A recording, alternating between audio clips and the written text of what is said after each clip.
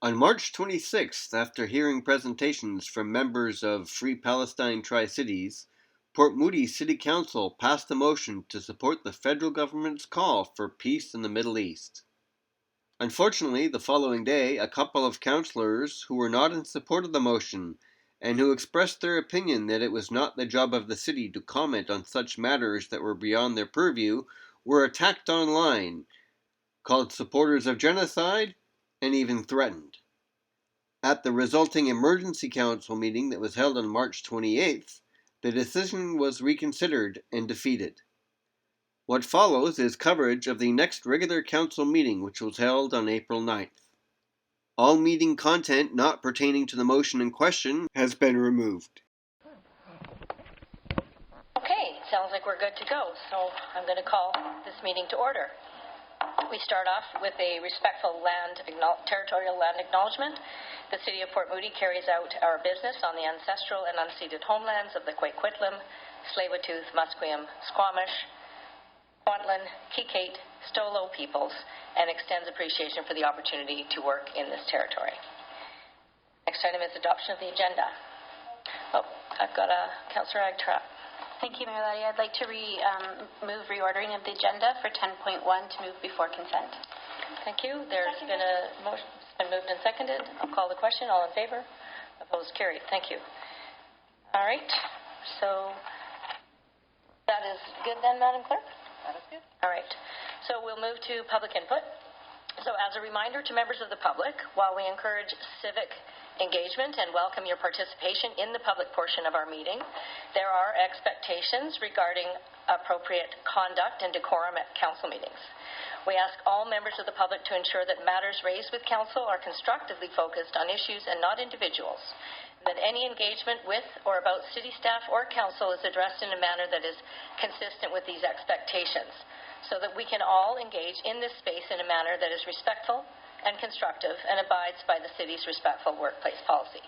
And further to that, I just want to let everyone know I appreciate everybody that's here, and there is an expectation that there will be no interruptions during the meeting, and that would be much appreciated, and that includes clapping and calling out. In regards to videoing, there is a video, the TV folks, the folks from Tri-City TV are here, and we've asked them to respectfully not video members of the crowd, and anybody here that is choosing to video for their own purposes, we would respectfully ask that you not video members, thank you, members of the public, or members who are in the audience, the viewing gallery, or members that are speaking at the podium. There was some concern at the last meeting that there was some people didn't feel comfortable coming forward because of that, so we don't want that to happen. In addition, we have a lot of people here and a lot of names on the list. Our public input is 30 minutes, so there is a good chance that some people that have put their names on the list will not get a chance to speak. You will have an opportunity, if you don't get a chance to speak at the front portion of the meeting, we have another public input at the end. And we also, if you haven't already sent council an email, which I suspect many people have, you provide us with an email as well. That would be very helpful, because we read every email that you send. We are going to start with members of the community of Port Moody first, and we'll go from there. And then time allowing, we will open it up to members who are not from Port Moody.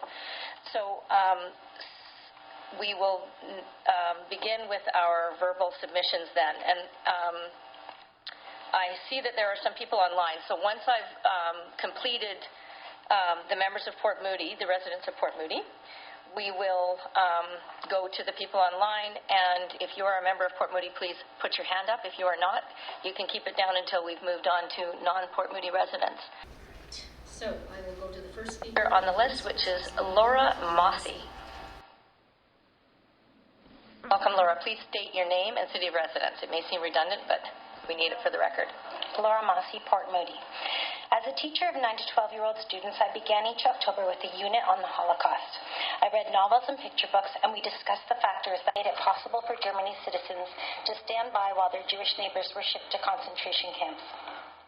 In contrast, we read Lois Lowry's novel, Number the Stars. We learned that the Danish resistance and ordinary citizens evacuated 90% of Denmark's Jews to safety in neutral Sweden. This juxtaposition underscores the pivotal role of individuals who, despite threats, hatred, and anti-Semitism, chose to uphold moral integrity and protect their fellow citizens. I chose to speak today to urge Council to emulate this moral courage in protecting our Council members and Jewish residents from harassment and intimidation. Resist the politics of intimidation. The conflict of the Middle East goes beyond the scope of what you have been elected to do. Do not allow yourselves to be bullied into voting for a motion of appeasement. Canada's Constitution guarantees our fundamental freedoms, including the freedom of conscience and religion. Yet many Jewish residents within the community of Port Moody are living in fear. They've removed their Magen David chains from their necks and mezuzahs from their doorposts, hiding outward symbols of their Jewish identity in order to remain safe. They've chosen not to attend or to speak tonight in fear of retribution. Winston Churchill said an appeaser is one who feeds the crocodile, hoping it will eat him last. Do we want to appease the people causing fear and intimidating council members? I contend that refraining from any motion pertaining to the topic of Palestine is not only prudent, but also imperative for a municipal government. Such matters are beyond the purview of City Council and have, regrettably, proven to be deeply divisive. I implore you to the Council to reject any motion pertaining to this topic. Do not feed the crocodile. Thank you. Please, yeah. Thank you. You guys are doing well. All right, the next speaker is David Reimer.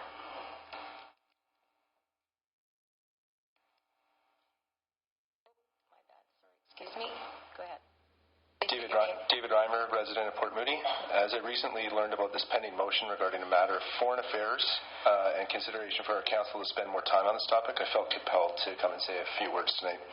I'd ask on behalf of the residents of Port Moody for our City Council to continue their primary focus to remain on municipal topics such as budget planning, land development, and house planning, and the numerous other areas that are requiring a large portion of Council's attention with pressing municipal level issues facing our city and residents today.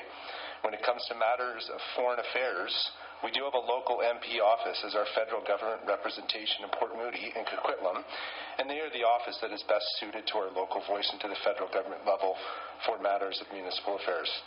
I'd ask the Council to quickly get back to the other business at hand, as Mayor Lati mentioned in the opening statements, such as topics that our fellow resident brought up here, which are city matters, and that should be the focus of our Council meetings. Thank you.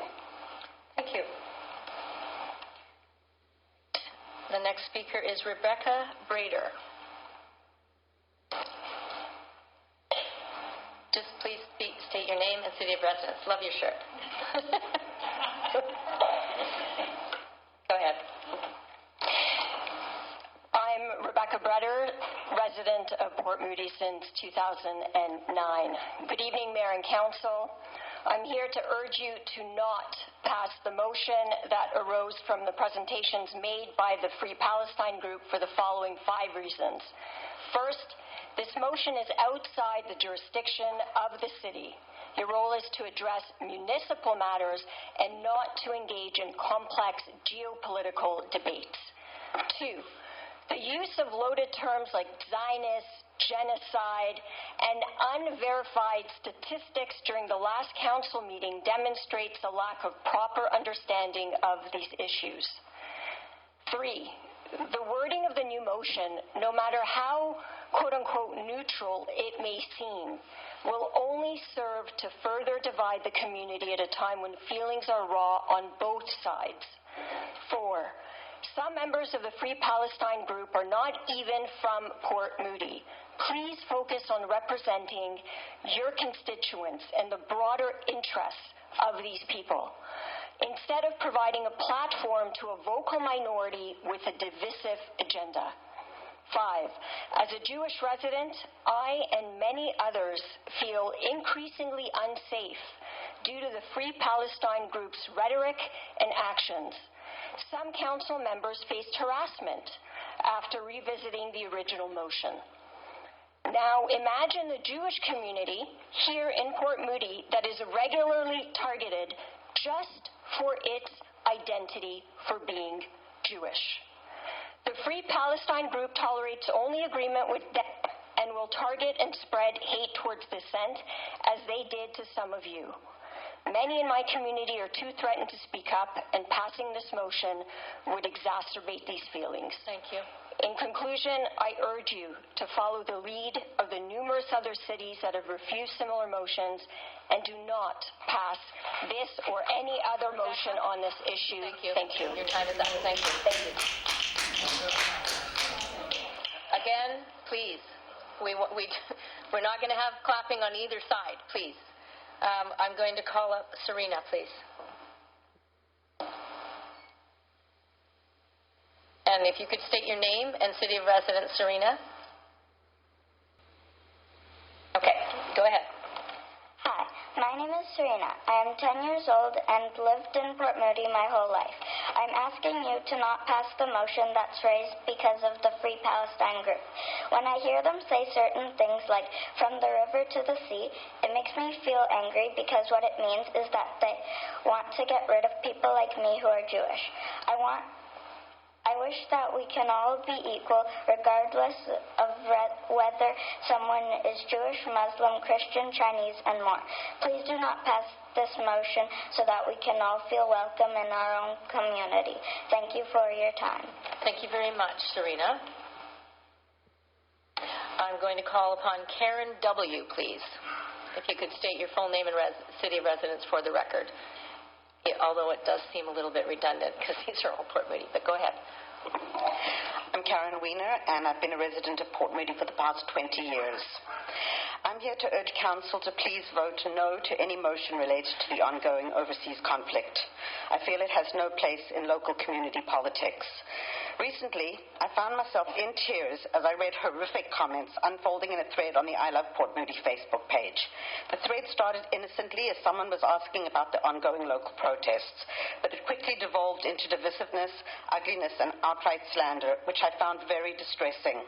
After much thought, I decided to post and ask people to please stop making these comments, especially on a page that was community-based and non-political. I recognize that many people might not understand how upsetting this could be for many community members reading this, so I attempted to point that out in a very polite way. What followed was astounding. I was told by some that this was not my place to express my feelings as a Jew at this time, as this was about how Palestinians were suffering. Another made comments that were outright pro-Hamas. Another made a comment that even justified hostage-taking. A few voices came to my defense, but most came in the form of private messages thanking me for saying something because they were too getting upset at reading the thread. This incident is a reflection of the broader feelings out there, and many of us are feeling very intimidated by it. I have never felt unsafe in this community, but the idea that this motion on any matter is given legitimacy only adds to the perception that somehow one viewpoint is more valid than another. It lends legitimacy to slanderous buzzwords and to the loudest voices, and it sows fear and discomfort into this normally peaceful community. So again, I urge Council to simply vote no to any motion on this matter, as most other municipalities have. No matter how neutrally it is worded, I fear that any motion that is passed is going to be twisted and used to allow divisive and intimidating rhetoric to continually creep in and erode the Port Moody fabric of society, and this is not what we are about. Thank you. Thank you. All right, we're going to go to Pete Poulin, please.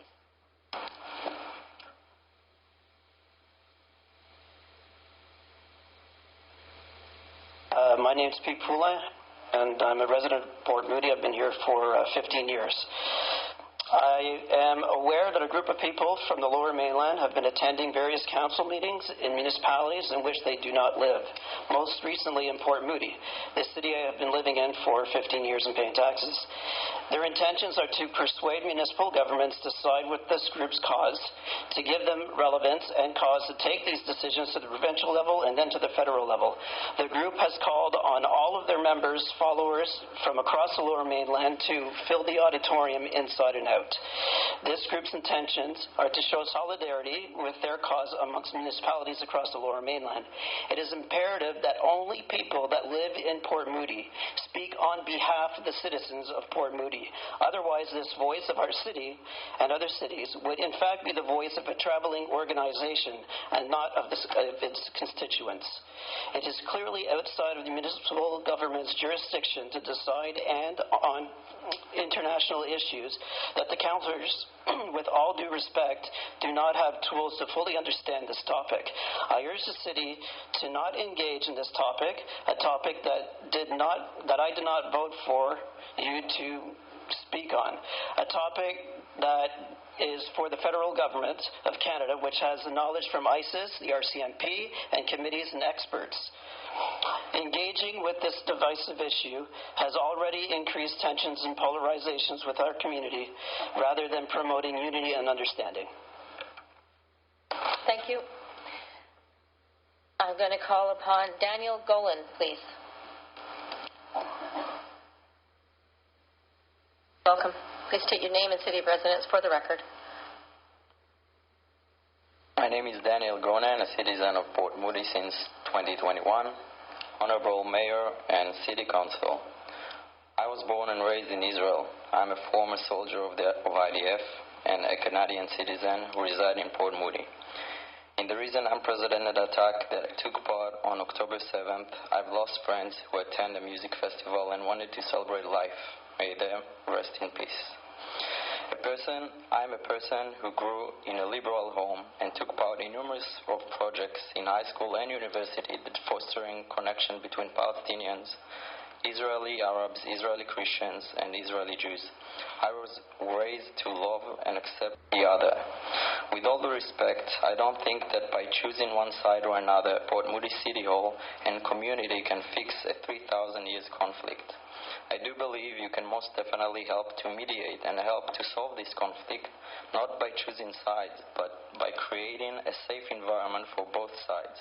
Create a platform that people of both sides can share their feelings, share their pain, and find a common ground. Create a space to find how to unite the two groups and how to make a community that will be beacon of light to the communities back home, back in Israel, and not be divisive. Thank you, dear Mayor and City Council. Thank you. I'm going to call upon, Alistair Henry, please.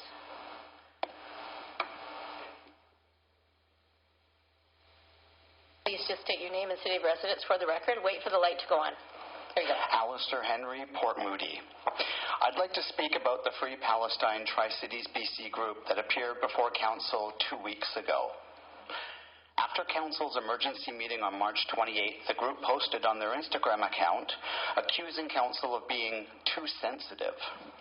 They were belittling the hateful messages and comments levied against two councillors and went as far as liking messages that full-on attacked these councillors. This was all coming from the Free Palestine Tri-Cities BC Instagram account. They've also posted content containing the slogan "From the river to the sea," and let's be very clear. That's a call for the eradication of Israel and an implication of death to all Israelis. Let that sink in for a moment. If I could please ask the audience not to interject. Let that sink in for a moment. The group that came in front of Council looking for peace is also promoting hatred, both directly and indirectly. Anyone associated with that group is associated with the group's messages and tactics. I would like Council to understand that Free Palestine Tri-Cities BC are not simply asking for peace for Palestine as they claim. More specifically, they want peace for Palestine at the expense of Israel, and that distinction is vitally important and does not align with the federal government's position. There's a massive disconnect between the messages of peace they promote in Council and their actions in our city. I would ask Council to be very wary of any requests coming from a group who supports messages of hate and sows division in Port Moody. It's really easy to come in here and speak peacefully and respectfully, but ultimately their actions show their true intent, as we've seen about a minute ago. Thank you. Again, I'm going to ask that we not interrupt speakers. And that goes, when we have speakers that are speaking on behalf of Free Palestine. Excuse me. You do not have the floor. Do not speak. Thank you. When your turn comes, you will have an opportunity. No, I wanted to complain about. Excuse me. We are not going to. If there's clapping going on, I'm going to call it out when I see it. Thank you. Thank you. On either side. Elaine Quinto, please. Please state your name and city of residence for the record.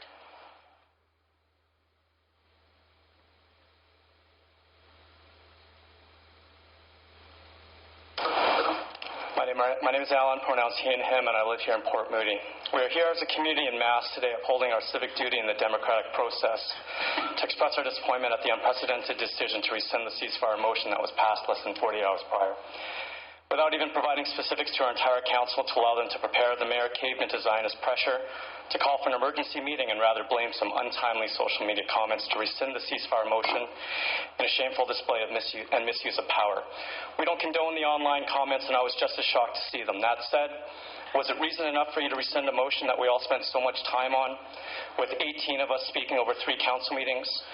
Some on council blatantly projected that we were all spreading mountains of hate as a complete blanket statement for our entire group, already having forgotten about the passionate voices who stood in front of you and who spoke from their hearts with love, not with hate. We're here to demand an apology. Because by doing this, you've collectively punished us in an attempt to distract council and our entire community from the real threats Palestinians have been facing daily for 185 days and 75 years. Yet how could it be that a couple of social media comments can all of a sudden create such fear and panic, leading you to vote down a peaceful ceasefire motion that was aligned with federal government's position? The ceasefire motion should have never been rescinded and was done due to Zionist pressure and not because of hate from our community of pro-humanitarians, which include Palestinians, anti-Zionist Jews, Indigenous peoples, BIPOC peoples, LGBTQ peoples, and veterans who are all working together towards the liberation of Palestine. It's an all too familiar playbook being used to frame us as an anti-Semitic hate group to distract council and our community from the genocide happening in Palestine. It's all quite shameful and embarrassing for some on this council, and we aim to call out the complete hypocrisy that sits within it. Ceasefire now until Palestine is free. Thank you. We'll call on Sharoz Walensky, please. Please state your name and city of residence for the record. Go ahead. Sharoz Walensky, Port Moody. My pronouns are she, her. I was raised in Vancouver with a conservative Jewish upbringing, which means I was indoctrinated into Zionism from birth. But a turning point came when I visited Jerusalem and saw the apartheid wall that segregates Palestinians from Israelis. My paradigm shifted further when I learned that the formation of Israel, an event I had celebrated as Independence Day, was the Nakba for Palestinians, the catastrophe. Many see Israel as the consolation for the Holocaust, but more tragically, it turned Jews into oppressors. To quote Naomi Klein, the post-Holocaust Zionist version of justice said to Western powers, "If you cleared your land of its indigenous inhabitants, then it is anti-Semitic to say that we cannot." It was as if the quest for equality were being reframed not as the right to be free from discrimination, but as the right to discriminate. The weaponization of our collective trauma has led to the deeply flawed assumption that any criticism of Israel is anti-Semitic. Rather, anti-Semitism is hostility, prejudice, or discrimination against Jews because we are Jews. False allegations of anti-Semitism are attempts to silence legitimate criticism of Israel for its horrific treatment of the Palestinians. Virtually anyone daring to criticize Israel has been called an anti-Semite or a terrorist, even Jews. We must fight anti-Semitism alongside all intersecting forms of oppression. Furthermore, we must remember the diversity of Jewish people and disentangle Jewish identity from Zionism and Israel. Above all, we must embrace the social justice vision of Judaism, embodied by the concept of tikkun olam, or repairing the world. The lesson we must learn from the Holocaust is never again for anybody. Thank you. Thank you. I'm going to call upon Michael Scott, please.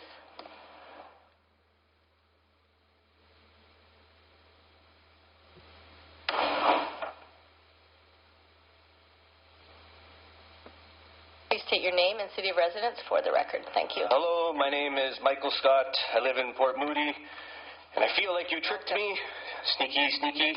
I was at the last meeting. I was very inspired by the speakers, so much so that I felt compelled to say something myself. But it was kind of like Homer Simpson going to the Olympics and like running alongside an actual athlete for like reference. Anyways,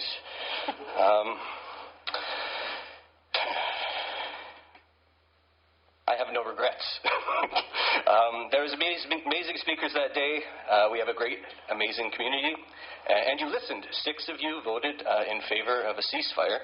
And then most of you voted for humanity. Huzzah!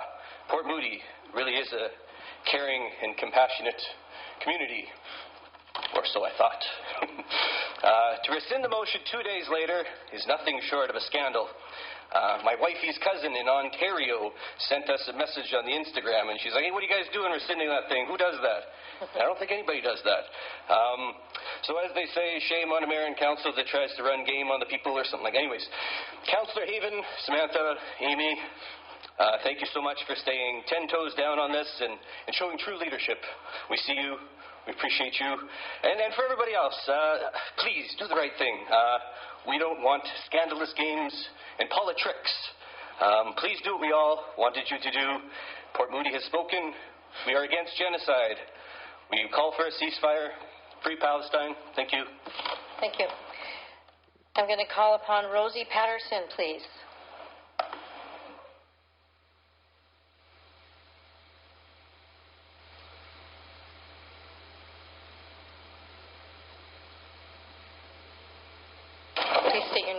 Hi, Rosie Patterson, resident of Port Moody. Thank you. As part of Free Palestine Tri-Cities BC, I stand strongly in solidarity with the Palestinian people and with our community here in Port Moody, Coquitlam and Port Coquitlam, and more and Belcarra. I have a poster on my wall at home. It's called How to Build Community. It says on it, turn off your TV, leave your house, know your neighbours, garden together, help each other, use your library, fix something even if you didn't break it. Start a tradition, ask for help when you need it, share your skills, listen before you react. Something you forgot to do at this emergency meeting. Seek to understand, mediate a conflict, learn from you in uncomfortable angles. Know that no one is silent, though many are not heard. Work to change this. We at Free Palestine Tri-Cities BC live by these community-building words and actions. We are stronger than ever. Thanks to you, we have now new members and a community calling us for information on how they can support us. Today, we have many upcoming events. Tomorrow, we have 4 flags waving at Lougheed and Pine Tree. You're all welcome to. Friday, Cafe Friday, flag waving at the overpass. We have a family-friendly rally every Sunday, 3 to 5 p.m. outside Coquitlam City Hall. We have crafts for the kids, postcards for Palestine, and lots of community activities to enjoy and to learn. We have members of the non-Zionist Jewish community that attend, the Muslim community, the Christian community. We have local elected representatives that attend, like Bonita Zerillo and Councillor Laura DuPont. We also have a movie night planned on April 25th that you're all welcome to. You have an invite to. We have art building events happening soon. We're looking for a space to use for some of the events. We'd love our city to offer a space. Thank you. Thank you. You can finish up if you want. If you want to finish up. Yeah, thank you.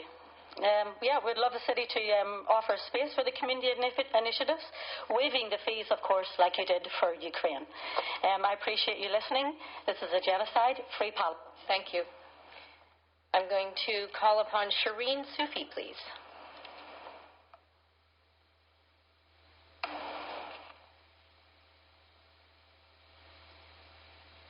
Thank you. Please just state your name and city of residence for the record. My name is Shireen Sufi, and I'm a resident of Port Moody and the daughter of Fred Sufi, who many city councillors know here very well. I, along with many others here, come from a lineage of people who have fought for the dignity of humanity all over the world for generations. I understand some have argued that this is not within the municipality's jurisdiction to call for a ceasefire in Palestine. However, humanity is not contained by jurisdiction. Humanity does not recognize borders, municipalities, or catchments.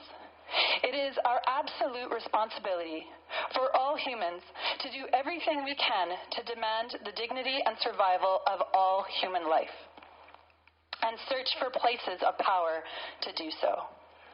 Instead of looking for reasons why Council may not have that power, I urge you to instead search for any moment and opportunity you have to call for the end of unfathomable violence, starvation, and suffering, and to honor human life no matter where it is. Calling for a ceasefire as Port Moody City Council is not a symbolic act. It is an act that demonstrates the kind of society and societal norms that we accept. It is an act that communicates the kind of society that we are building in the present and for the future. This act sets precedents that as a society and community, we will not allow for human life in Palestine to be forgotten. Over 60 municipalities across North America have already passed a ceasefire motion. I urge this council to represent so many of its residents and to stand by basic human principles and dignity for all and be on the right side of history. Thank you. That was a good time.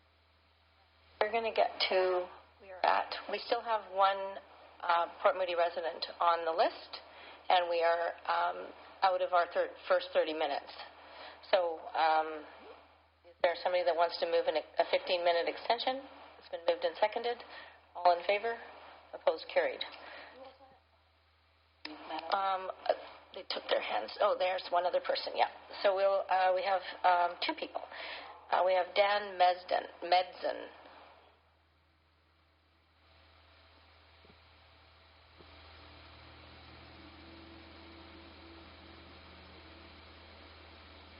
Hello. Dave Medzen. Living in Port Moody for about 20 years. Thank you, Council. It's been said that in the conflict, called the Arab-Israeli conflict, is a complex one. It's true. Both sides have their perspectives of the history of the land, the history of the peoples, the history of the politics, the wars, the negotiations, the propaganda, the terror, the death, the suffering. Two sides, it seems, two perspectives that seem to be a distinct opposition of truths. One says yes, the other says no. One says no, the other says yes. Without finding common truth, we do not establish any trust. I want to repeat that. Without finding common truth, we do not establish any trust. And I don't believe that we are trusting each other tonight. I myself do not trust the motives of the delegation, the Free Palestine group. I don't see evidence of a peaceful group advocating for Palestine. From the river to the sea, it's been said before, Palestine will be free. I do not find that a peaceful call for coexistence. I believe it's a call for the destruction of Israel, and I don't believe I will be convinced otherwise. This has been part of the charter of Hamas since 2017, and it's been reiterated by Ismail Haniyeh in 2020. I can quote here that Gaza would become Singapore, preferring to remain at war with Israel until a Palestinian state is established from the river to the sea. We cannot, in exchange for money or projects, give up Palestine and our weapons, not give up the resistance. We will not recognize Israel.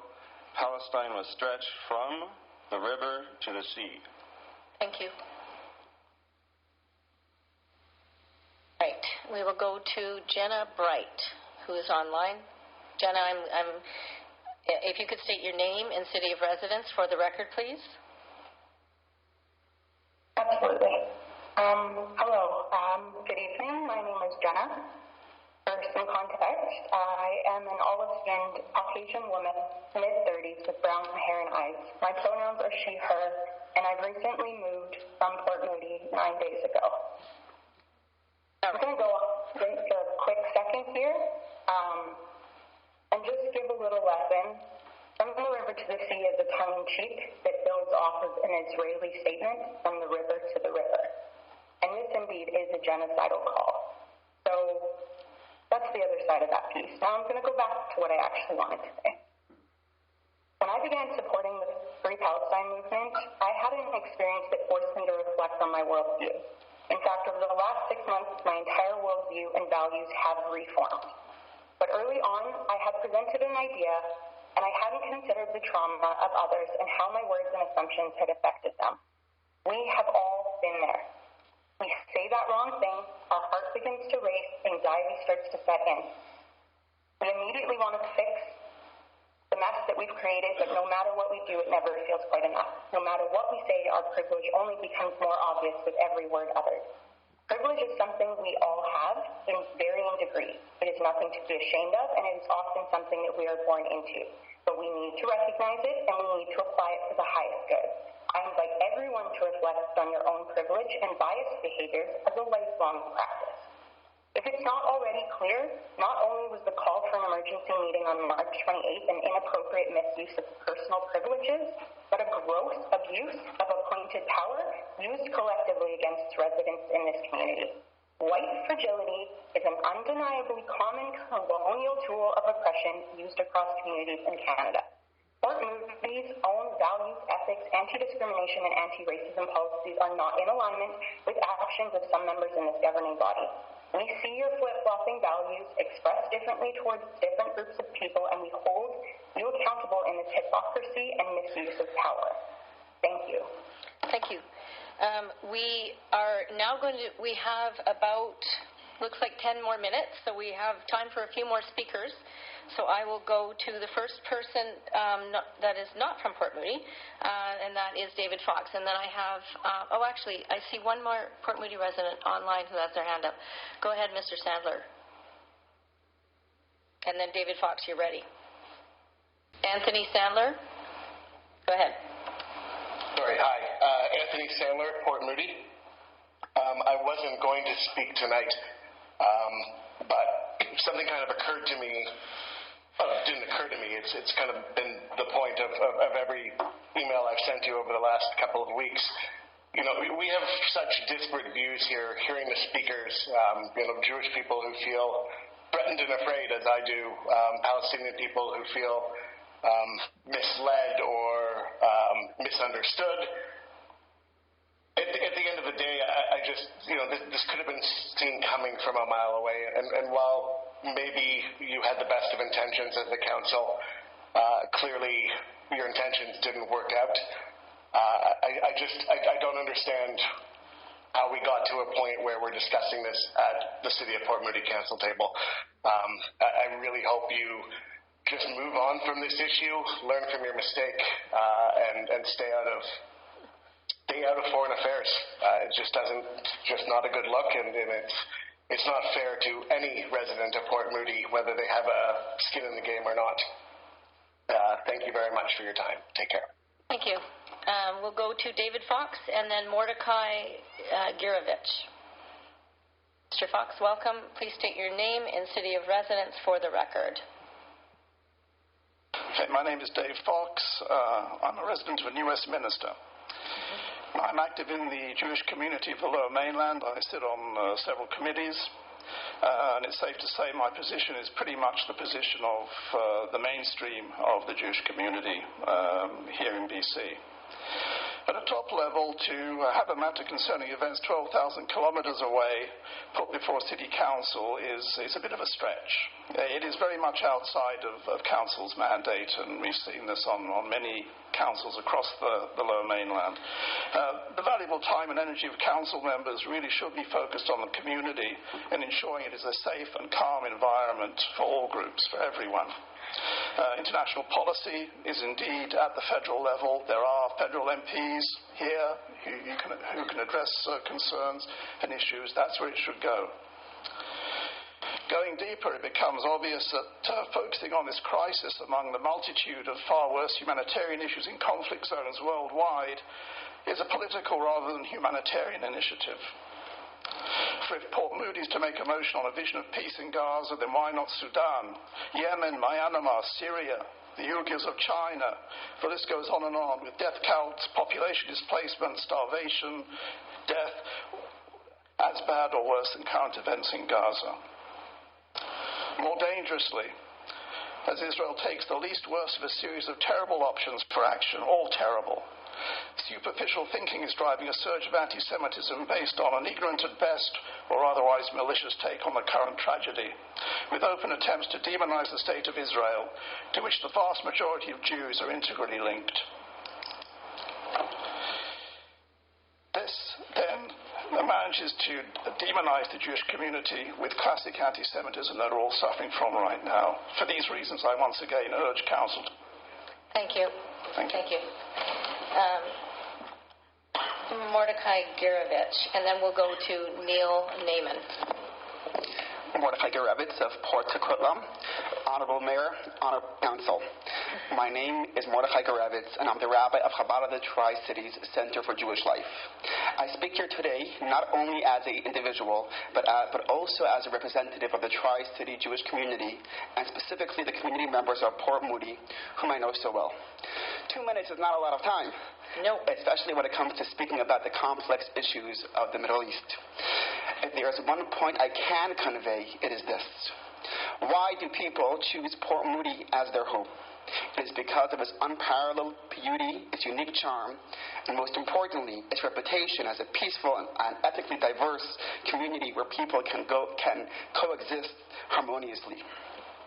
The undisputed role of City Council is to continue to nurture and fortify this beautiful, peaceful city. 2 weeks ago, the City Council veered from its mandate and waded into complex international matters. If it hadn't detracted from their mission, so be it, but that was not the case. No matter what the intentions were, the fact is as follows. 2 weeks ago, a door was opened to division, polarization, and strife. Jewish community members have relayed to me how they've been made to feel unsafe and insecure, the very opposite of what Port Moody ought to be. All of us in this room are tasked with a mission to bring more goodness and kindness in this world. 2 weeks ago, in these chambers, a door to division was opened. Now it's time to do the right thing, to close that door, to deny this motion of future motions, and let peace and prosperity prevail once again in beautiful Port Moody. Thank you. Thank you. Neil Naiman.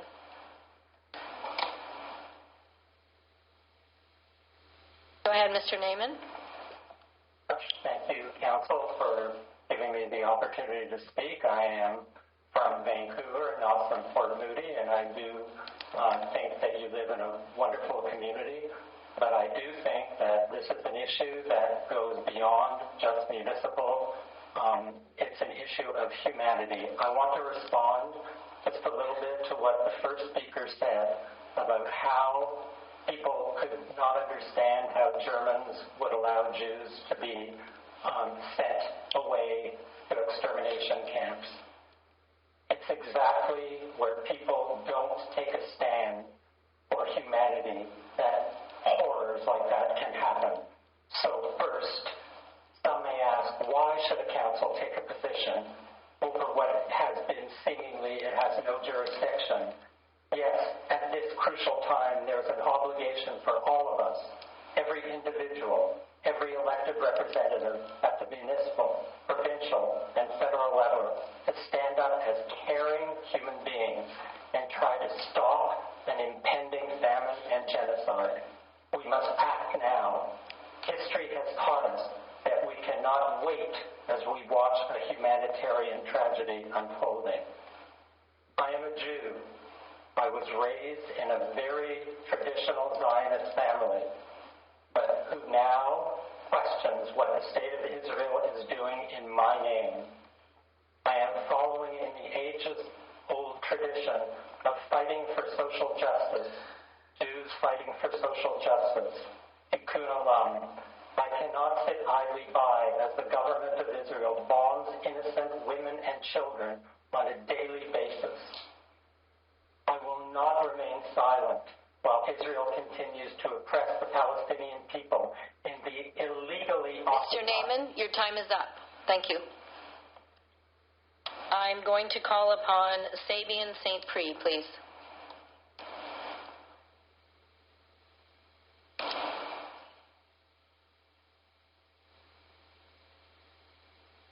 And I think you will be the last speaker. Congratulations. Okay. Please state your name and city of residence for the record. Can you hear me? Yeah. Okay. My name is Sabian St. Prix.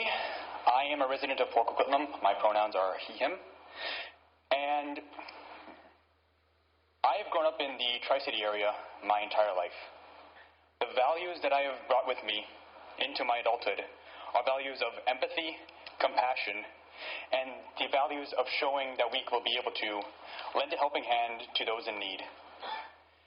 And currently, with the genocide that is going on in Gaza, with the tens of thousands that have died, and the millions that have been displaced and have been forcibly starved, I feel it is times like these that we must showcase these values that we within this community have been brought up to have.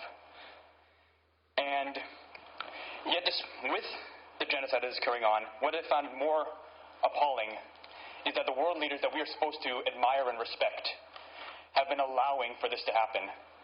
And not only just allowing for it, but actively supporting it. And we as citizens are just supposed to carry on with our lives and carry on as business as usual, like nothing is occurring. We refuse to do so. And we refuse to do so because we choose to show Gaza and the Palestinian people empathy, compassion, and to show all the values that we here who grew up in the Tri-Cities have grown and have been taught to have. And we ask you here to do the same, not just as members of the Port Moody Council, but as citizens of the world. We ask you not to turn a blind eye to the people of Gaza, and we ask you to put forward this motion for a ceasefire. Free Palestine. Thank you. Councillor Lebecki. Thank you. So you said it was the last speaker, but are we not able to move for additional time? You're free to do that. Okay, I would like to move for additional 15 minutes public input. Is there a seconder? Councillor Lubeck seconds. I will call the question. All in favor? Opposed? It is denied. Thank you. We move on. Councillor Lubeck, we need you to talk about art. Oops. Free Palestine! Free Palestine! From the river to the sea, Palestine will be free! Free Palestine! I'm going to call a recess for 5 minutes. We'll have a recess for 5 minutes, and then we'll resume. From the river to the sea, Palestine will be free! Palestine will be free! Free Palestine! Free Palestine! No peace on stolen land! No peace on stolen land! No peace on stolen land! No peace on stolen land! We are now at 10.1, so I'm going to my intent is to withdraw the motion. So if there is a consensus amongst the group, we will leave it at that. And then, is there anybody that objects to that? Okay, the motion has been withdrawn. Councillor Knowles. Thank you, Mayor. So with everything going on, Councillor Morrison and I are bringing a motion arising tonight. We've been chatting a lot, obviously, in the last few weeks, so I'll read the motion arising, and then I will still have the floor to speak to it a bit, will I? Okay. Pardon? Have you provided it to the clerk? So this is awkward, but my surface just stopped working, but I can I'm using my phone right now, so yes, I'll send it to her. Thank you. Right away. The motion arising is that Council direct staff to report back on how the City might amend and strengthen Corporate Policy 010530 non-jurisdictional items to better prevent non-jurisdictional matters from being placed on Council agendas. The report should include an environmental scan of best practices by other municipalities, and the report would be shared and discussed at an upcoming Governance and Legislation Committee meeting. I have actually got Councillor Lerbecki. Did you want to speak to the motion, Councillor? Do I not get to speak to it first, though? Oh, I'm sorry. Yes. Yeah. My bad. That's okay. Go ahead. Ring back in, Councillor. Thank you. So, notwithstanding proclamations and lighting requests, obviously, we would like consideration of non-jurisdictional items to be removed from Council's hands entirely. Local government best practice is that Council sets policy and staff is then in charge of implementing Council's policies. The process should be depoliticized by yielding to staff to administer the definition of non-jurisdictional as set out in our policy. In this way, we believe much of the division caused by recent events could and should be avoided. My estimate is that at least 6 hours of each councillor's time has been spent on this matter now, and an equal amount of pertinent staff time. That equates to at least 50 hours spent on this instead of on our parks, public safety, potholes, clogged sewers, and working our way through the unprecedented provincial legislation that has just been unleashed on municipalities by the province. Tonight is the third meeting in a row where this issue has been the main or only topic of discussion. In my case, I've been tracking my time since the beginning. I've now spent 16 hours in meetings on this issue, speaking with residents, reviewing public input, doing research, and preparing. So I believe 60 hours is a much more accurate estimate. What is our time worth? Because I've heard clearly from our constituents that this is not how they want us to spend our time and their tax dollars. This is exactly why we have policies surrounding non-jurisdictional items. To spend upwards of 60 hours on a federal matter is, in my opinion, contrary to this Council's stated objective of good governance. Many of the emails and comments have come from non-residents, and this further solidifies my belief that dealing with non-jurisdictional matters is not in the best interest of Port Moodians. And while I have great sympathy for everyone suffering as a result of this conflict, it's important we not forget our roles and why we're sitting here tonight, to make things peaceful, safe, and better for the people of Port Moody. Thank you. Thank you. I've got Councillor Lerbecki on the motion. Thank you. I do have a motion arising, but I'll speak to this. Yeah, you can bring that up after. Where is our kindness? So in case everyone's wondering what just happened is the motion that 10.1, that's been withdrawn. So that motion's no longer on the table. We're debating now just new motions that are coming up. So to comment on this, I will absolutely not be supporting this. Our job is to hear from people. And any resident that would like to come down here and say something that matters to them or a group of people, I will listen to you, I want to hear from you, and I want us to be able to take action if we can. We should not be tightening up who and when we hear from people. And I'm sorry, but to have staff decide is inherently political because they were not elected to make these decisions. We were, and it's up to us. I just think there's one more gatekeeping, one more reason not to hear from people in our community, and I just think it's outrageous. I will not be supporting this. Thank you. Thank you, Councillor. Councillor, can we please not be clapping during council? I'm gonna remind everybody that there's no interruption or disruption. This is actually a business meeting. So if you could not interrupt or disrupt the meeting, that would be much appreciated. Thank you. Councillor Morrison. Thank you, Mayor. I firstly want to thank Councillor Knowles for bringing up this timely motion. I've had the opportunity over the past week and a half to speak to many of my colleagues in regards to the statements made about myself, my family, as well as Councillor Knowles. I want to thank my fellow council members, staff, and our community for your kind words and support. I wholeheartedly believe that our council and staff need to review our current non-jurisdictional policy and find ways to strengthen it. My perspective on this issue that so many spoke about tonight has not changed or wavered since our meeting on the 26th, in that I believe it to be beyond our purview. I have heard loud and clear from our residents that we need to be focusing on the governance of our city, doing the things that we were elected to do, planning for the future of our community, and not using our voices at this council table to speak on behalf of all residents on international conflicts that we have no ability to directly affect.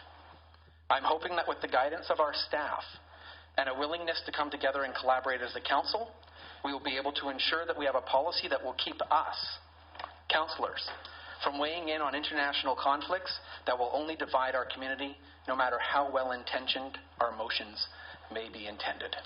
Thank you. Thank you. Is there anyone else? Councillor Agtrap. Thank you, Mayor Laddie. We're constantly reminded not to add more work to staff's workload, given that we have these big goals and priorities that we've set through our council strategic plan. And we'll have a session and we'll be discussing that. So I think we need to stick to that. Perhaps we need a refresher of rereading the policy and to see where we can affect change and not.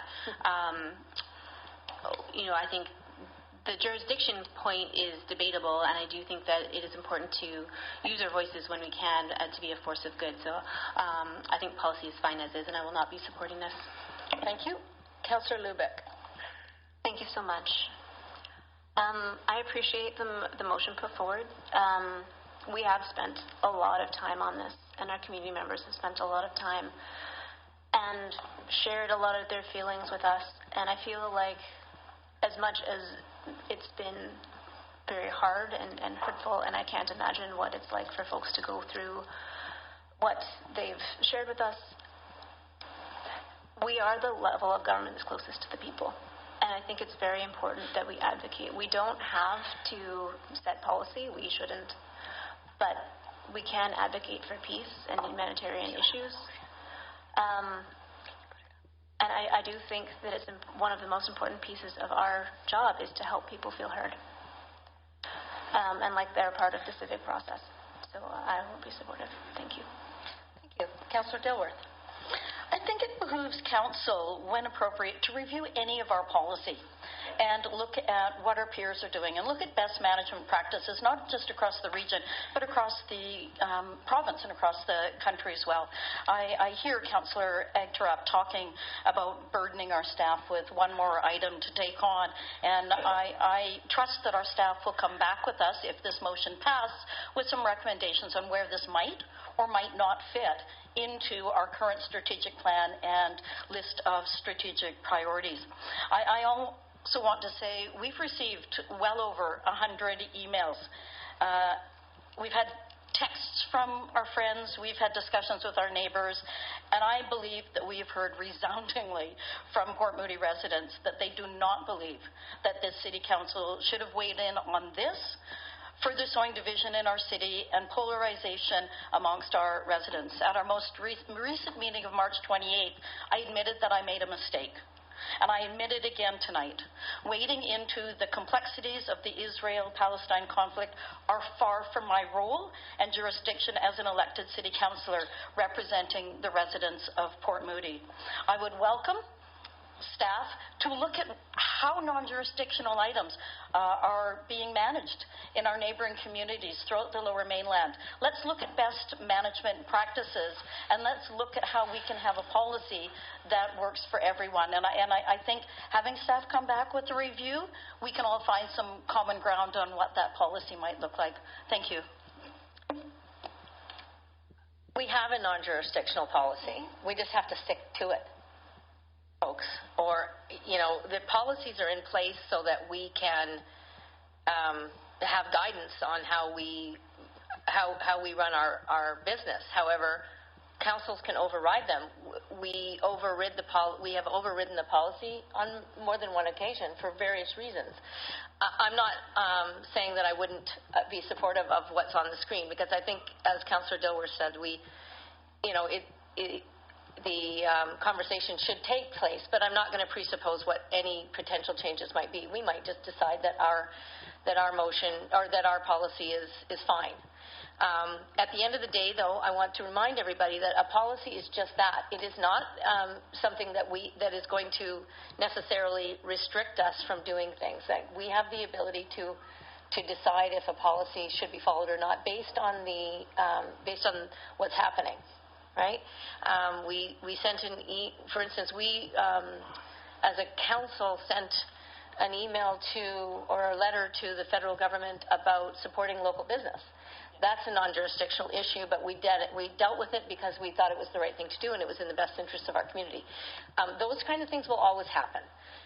I do think that having this come to a future committee meeting for discussion to sort of look at where we may have some gaps isn't a bad thing. So not presupposing that I would be supportive of any changes to the policy at this point, but I will support bringing it back so that we can look at it and welcome staff's.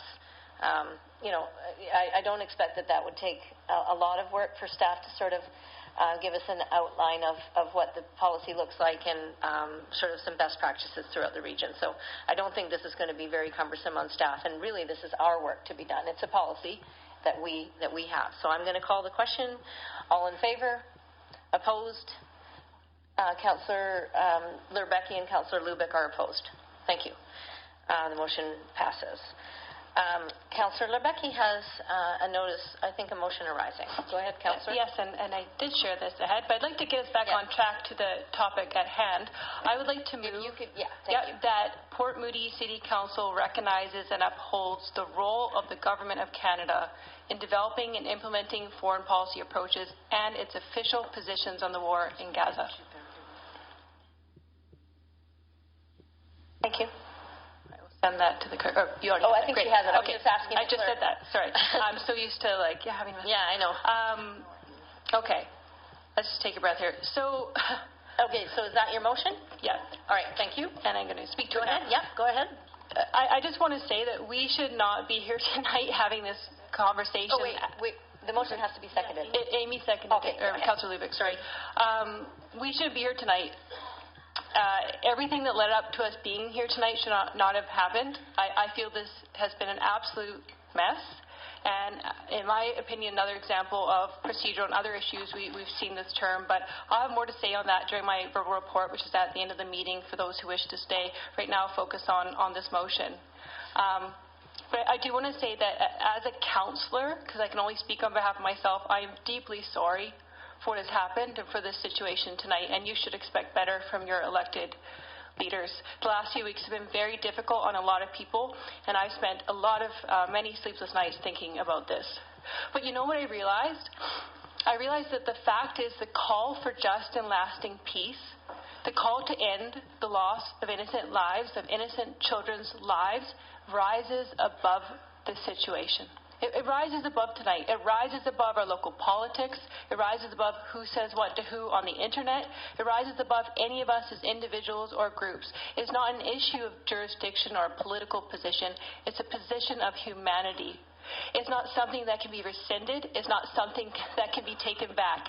It exists no matter what, like air. And no one here at this table or anyone else in this world can change that. When we are considering what to do this evening, this motion, I think it's really important that we consider what it is we voted on before. And it's very important that we reiterate what this council voted on before was not a motion from a delegation. It was a motion from this council to support, as I've heard referenced many times this evening, the official position of the federal government of Canada. That is what council had voted on, which included the release of all hostages and an immediate ceasefire in Gaza, among other elements. To me, this was not controversial, and in itself did not sow division. We had the original meeting. It did not sow division. We did not get a bunch of emails. What led to division and confusion was our emergency meeting. That over online comments. That's what was controversial. I did not hear anyone up here speak against anything of the position of the federal government. We write letters all the time, as has been mentioned, to the federal government on all kinds of issues. I supported withdrawing the mayor's motion because I did not support that, because I did feel that was out of our jurisdiction to start making up random motions on peace in Israel. I think that it is well within our jurisdiction and our role to be able to support the position of our country. So, again, I hope that this motion, which is just outlining exactly what we've heard, I think, from everyone here today, what is our role as a local council, and what should we be doing? Our role as a local council is to recognize the role of the federal government, which is to implement and develop foreign policy, and it's absolutely within our role to say that we support, uplift, and uphold and align with the calls of the federal government, which includes an immediate ceasefire in Gaza and the release of all hostages. So that is why I put this motion forward. I'm hoping the council can stand true to what they've already said, that they support all of those elements. And everyone here that says that they want to leave it up to the federal government, I absolutely agree with you, and that's why I put this motion forward. Thank you. Thank you, Councillor. Anybody else? Wants to speak to the motion? Okay, I have a couple of things to say. I want to just clarify something.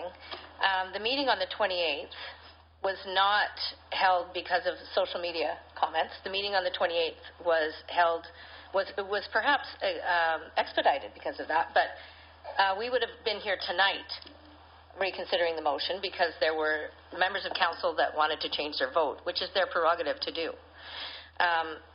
So I just want to make that clear. That one thing that I can say for sure is that we have learned a very valuable lesson in weighing into non-jurisdictional issues. I do not.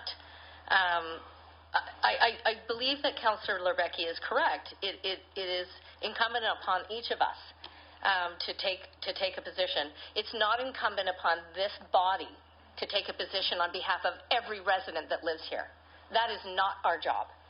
Now, I, as an individual, have a certain perspective on this. I'm not going to assume that it is reflective of all the residents of Port Moody. I'm sure that everyone has received messages. I know everybody has. We've received over 150. I personally have received 150 emails. Some of them are not in support of the city's not weighing in. Some are. Some are telling us, stay in your lane, folks. This is not what you were elected to do. And some are saying that some of the messages that we're getting are from residents who thanked us, and some were afraid and intimidated. Some came to the last meeting and couldn't speak because they were afraid. They were made to feel vulnerable. And how is that okay? How is it okay? It doesn't take away from the fact that we may personally feel very horrible about what's happening. It doesn't take away from that. But what it does is it puts, for me at least as the mayor, someone who represents all the people that live here and work here, that there is, if we are dealing with an item or an issue that is causing distress in our community, we need to address it right away. And we need, and to suggest that we didn't have feedback is not true. And we need to be very clear on what our role is. If taking a position on something that is so outside of our authority causes members of this community to be afraid, we cannot be okay with that. We as a council can't let that happen. So I think that I don't regret voting against the motion. And so technically the motion wasn't rescinded; it was defeated. So I think we should not, and when we went into that meeting, I felt the same way. I had expressed that to many individuals on council. We shouldn't be weighing in on this issue. It is fraught with nuances that we are not in any way equipped to deal with. And that was evident here tonight. I think it was the right thing to do for council to vote that motion down. And this motion, I'm not going to be supporting this motion. But I appreciate the councillor bringing it forward. We need to focus on our citizens. We must not be doing things that cause more harm than good. Please. I know that there are residents who feel very passionately about this. There are people here tonight that are not residents that are very passionate about it. And I appreciate you being here. I encourage every member of this council or residents of this community as individuals to take any position that their conscience dictates, to contact your local MP, to contact the Prime Minister of Canada, if you so choose. But here at this table, we're going to focus on the community. In my mind, we all need to take a step back. Nothing good will come from us wading into this any further. So I will not support this motion for that reason. And I think that's everything that I had to say. I will go to Councillor Knowles. Thank you, Your Worship. I wasn't going to speak to this, but, a few of your comments prompted me to. I wanted to say as well, kind of just agree there that, while I realize it may behoove the delegation to say that our decision to call for reconsideration and then defeat the motion was knee-jerk or panicked or made solely as a result of a few nasty comments, this is simply not the case. There was much more to it. And I want everyone to know that this council has never caved to online bullying, and I hope we never will. Now, this decision was made because several of us realized the council made a mistake in hearing it in the first place, and the impact of that mistake on our community and residents has been profound. This council should not be wading into non-jurisdictional matters, and I've said so consistently. I made a mistake in voting for the motion in the first place. To the residents I let down by voting for it that time, I apologize. It won't happen again.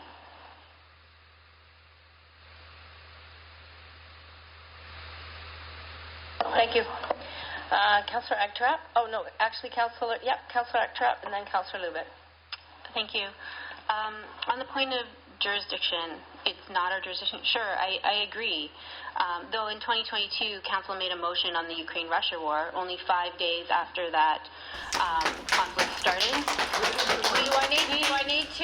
Do I need to recess the meeting again? We do not have the capacity, nor the team. Can I please finish? Yeah. We do not have the capacity nor the team support to suggest foreign policy to the federal government, unlike the motion that passed on March 1st, 2022, which advocated for sanctions, support for refugees, more weapons, etc.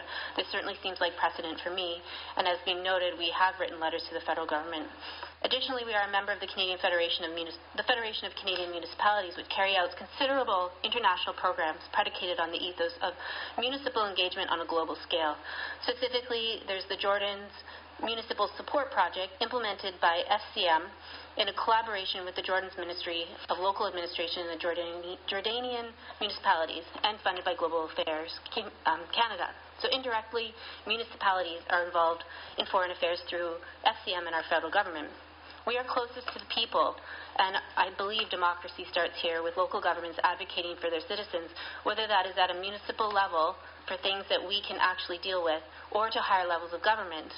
If Council believes that peace and international law are lofty but necessary goals, then let's affirm this and move on to other important topics. Or advocated to the federal government before, and we can do it again now. The motion on Russia the Council made on March 1st is one such instance. This was unsolicited too. A delegation did not come to Council and there was no public input on that subject. And I wonder how residents felt about that. Additionally, I would like to restate for now the third time that the Canadian Charter allows for municipalities to advocate to the federal government on matters of public interest. I believe this is within our jurisdiction to advocate, and I note we are not suggesting or requesting a new policy be adopted, a new position to be taken, new laws to be made. We are only affirming our support for an existing position already held by our federal government and within the international community. Albania's delegate to the UN stated, "Today will be long remembered as future generations will see who stood up for respecting human life and international law and who did not."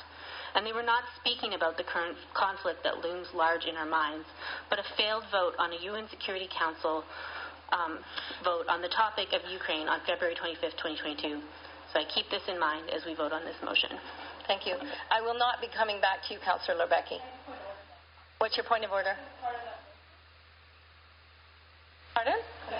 Your point of order? Thank you. That the second part of that motion, I actually didn't move it, but I would be happy to, because it's on the screen now and everyone has seen it. I actually only moved that first part. I know you didn't, but I will move that. So I would like to have this conversation. You don't have the floor now. Yeah, but just after motion rising again. Thank you. Thank you. Councillor Lubick. Thank you very much. So I think that we've done more harm than good here. And I'm truly sorry to the people in the community who are hurting and feel like they've been harmed, whether they, wherever they felt in respect to the original motion or this motion or any of the motions that have come up in the last 2 weeks. To those who say they feel unsafe, I'm truly sorry. And for those who feel like they have been mislabeled, I'm also truly sorry. I think everyone's coming in here with the best intentions. I really do believe that.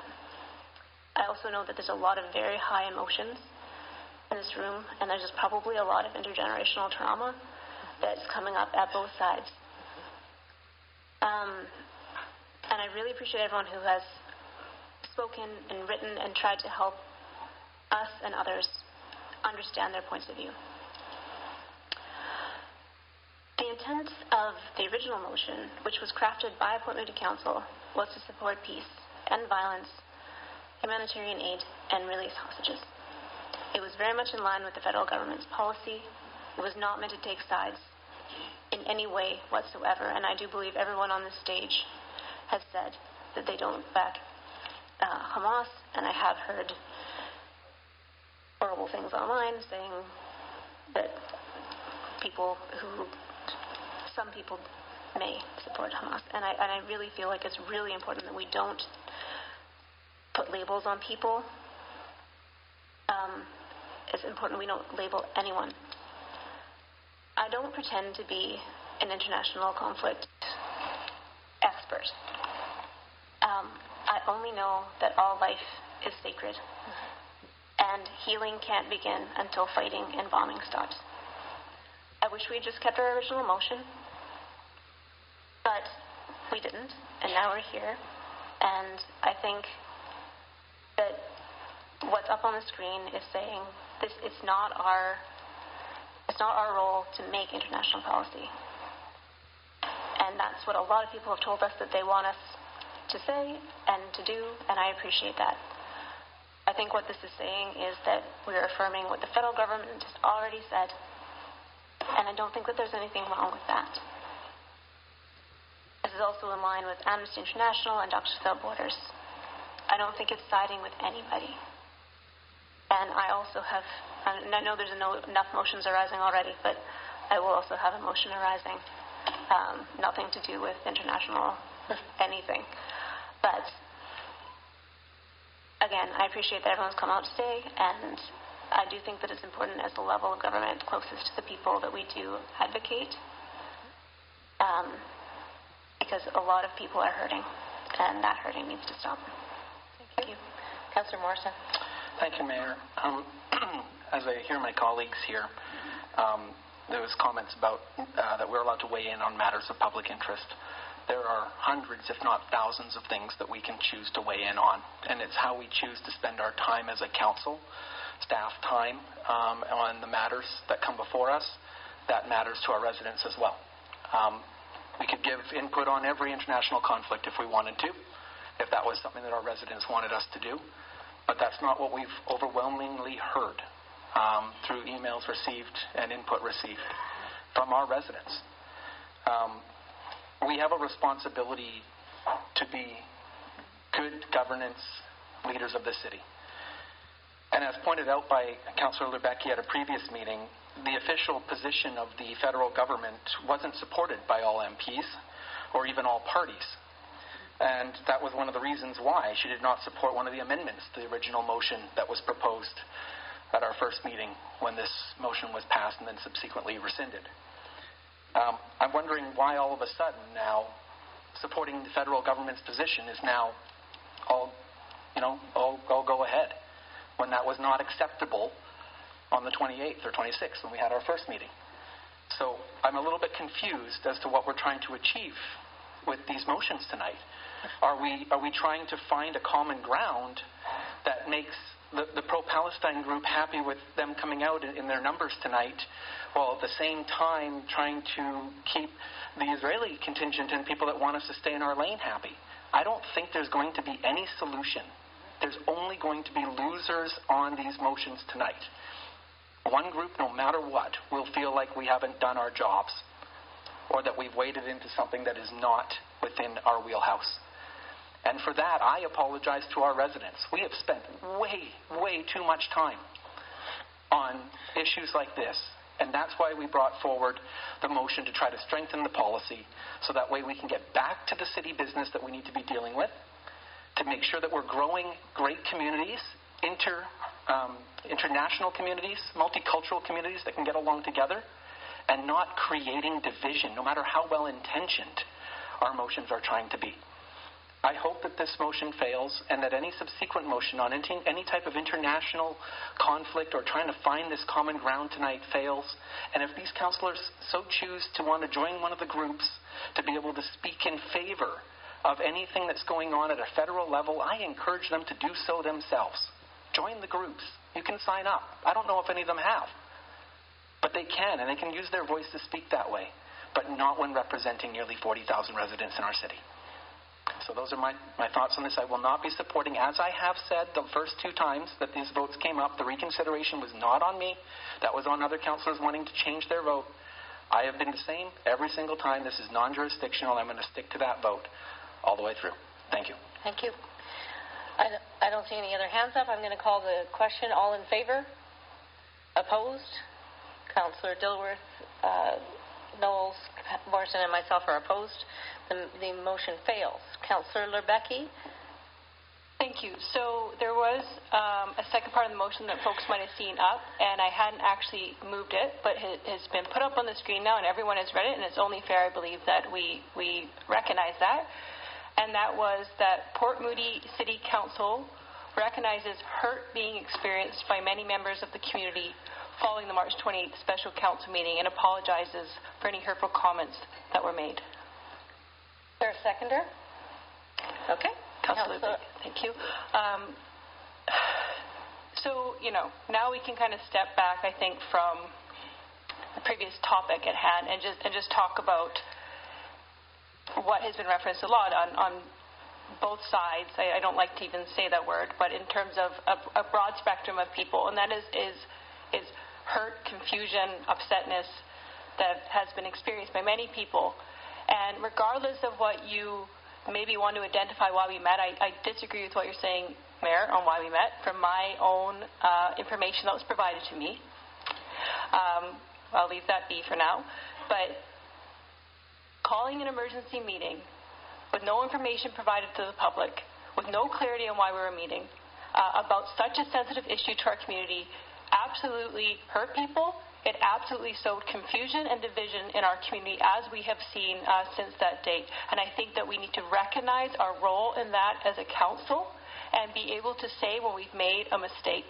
And at that meeting, some things were said. It was very emotional. I won't hold people accountable for that in terms of being emotional, but our words matter. And there were things said at that meeting that caused hurt and may not have been entirely correct. And I think that we need to recognize, as the entire meeting was discussing online comments not being appropriate. Like, we gave an entire meeting to that, where everyone had 5 minutes, if they wanted to talk about that. We've had no space since then to talk to our community and recognize some of the hurt we may have added to from holding that special meeting. So that is the point of this motion. I really hope that we can come together as a council and at least be honest about that and have a decent conversation about that and give the community the apology we owe them. Thank you. Thank you. Councillor Morrison. Thank you, Mayor. I'm not fully understanding the exact intent of this motion. It's referring specifically to the March 28th meeting following the meeting, that members of the community may have been hurt by that. If anybody's had a chance to watch that meeting and hear some of the comments that were made in regards to individuals of our community, as well as our council, they would be quite shocked. Some of them even endorsed by official groups of this Free Palestine, and by liking comments that were made that were horrific, calling myself and Councillor Knowles Islamophobes, genocidal. These are not proper discourse to talk to people that disagree with your opinion. And yet, we're supposed to be providing a safe space to be able to have differing opinions, and yet these are the words that are used for somebody that happens to vote against a motion when that group had already won by getting an endorsement of council that night. Now, granted, the motion on the floor that evening that came forward was one that was provided to council only a couple hours before the meeting. The alternative motion that on the 26th meeting, the Tuesday night meeting. And we're supposed to be weighing in and making a decision on this, an international conflict, with the wording on that motion a couple hours before. No wonder council members were confused or perhaps had a change of heart after the fact, trying to make a decision in such a short period of time. If there's anything that should be apologized for, there was a completely out of order and unacceptable outburst tonight that occurred. And that should be apologized for. Our residents do not deserve to have those comments made towards them or generic statements like that made. And if you're asking this council, if the councilor is asking this council to apologize for comments made after the 28th, then there should be an apology tonight that we even allowed that to happen. Our residents should feel safe in our community.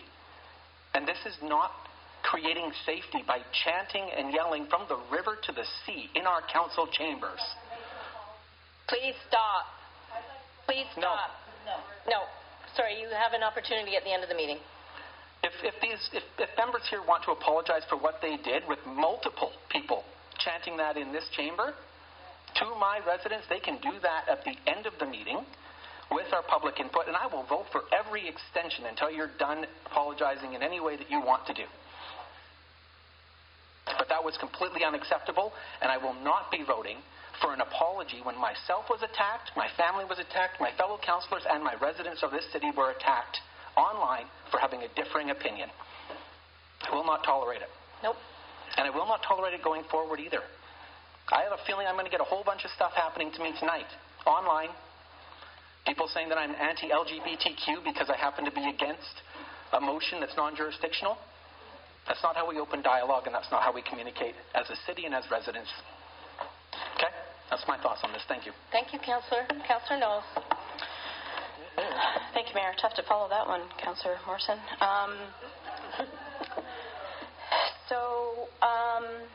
Again, hearing a lot of noise in the background. It's really unfortunate that this is what it's come to. Again, I will state for the record, which is why we don't wade into non-jurisdictional matters, and you're just solidifying certainly my resolve on the matter. With regards to this particular motion, I think everyone who was here heard someone at public input, I think it was Mr. Alan Quinto, say that he was here to demand an apology for his group. I believe he's one of the Freedom Palestine Tri-Cities organizers. So I can only assume that this motion is somehow related to that ask by the group.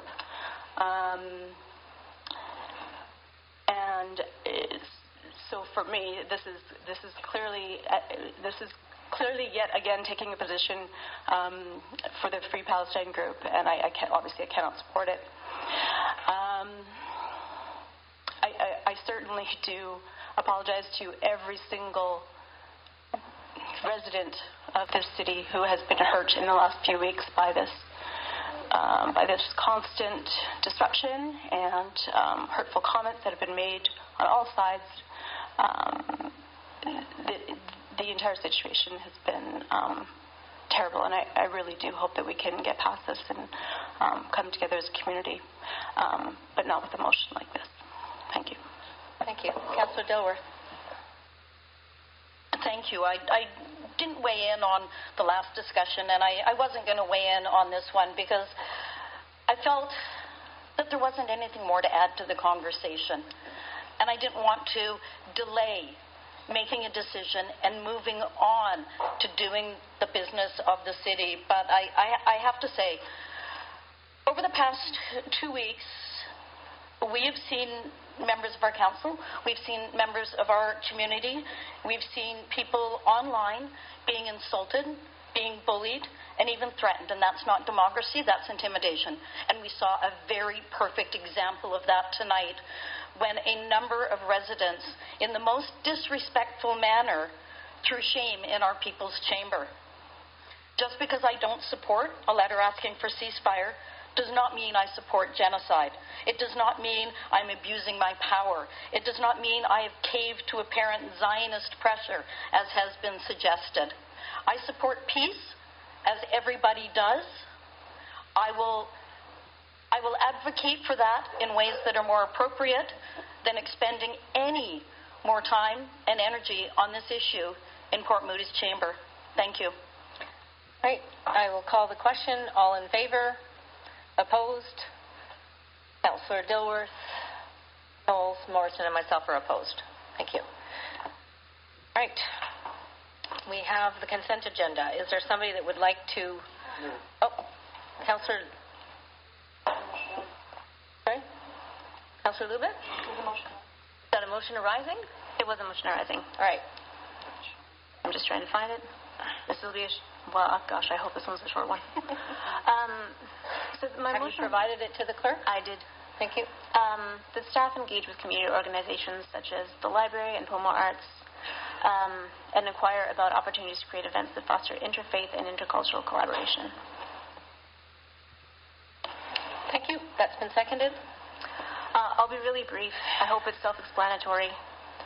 We've seen a lot of hate and division in our community, and I think it's more important than ever that we have a lot of work to do to heal and to bring people together. There are a lot of ways we can do this, and we need to look into all of them. We have made some motions to this effect 2 weeks ago, but I also think that literature and arts and lots of other community organizations are some of the best ways to bring people together. And they actually know how to do this in ways that aren't direct, but help people engage. The city would not be directing, just asking how and if they could take part. And there have already been conversations with Pomo Arts who were supportive of the idea. So this has been moved and seconded. There is a speaking queue, so if you want to make an amendment, you are free to do so, Councillor. But Councillor Lubick, is that? I explained myself before anyone seconded. So okay, thank you. Councillor Knowles, and then Councillor Eichtratt.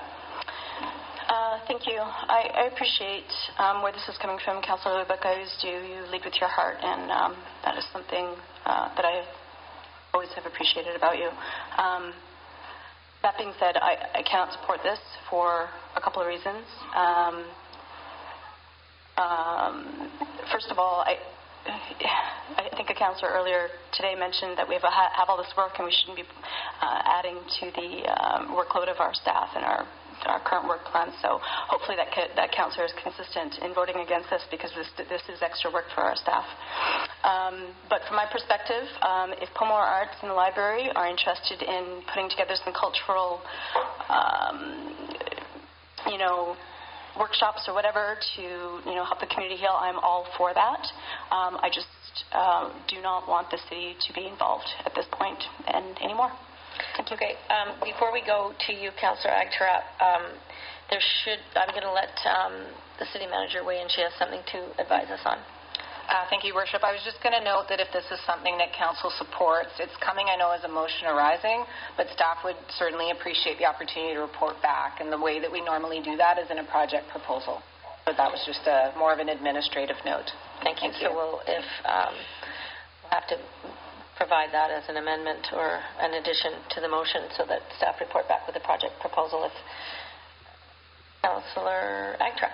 Thank you, and I appreciate Councillor Lubick moving this motion. It's something that we both worked on to look at this, and I have talked to the executive director of Pomo Arts, and they're interested in doing this, so I don't anticipate that it would really be any work.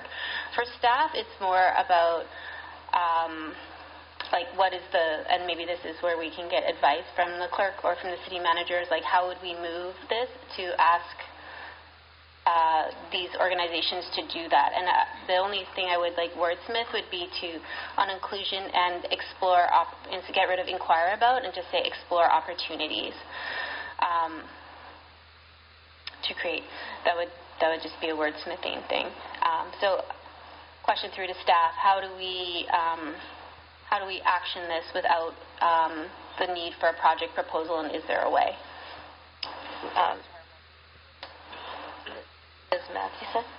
Thank you, Worship. Through to the councillor. So I think the way the motion's worded, and if it were to have that amendment around exploring opportunities, those are things that we could have dialogue with. My, flag in that, though, is just that anything that really takes staff time away, particularly from strategic plan priorities, normally we do have the opportunity just to reflect on resources. So even though there might be just some meetings and some dialogue, if it's around events, there could be some capacity needed on our end, at the city end.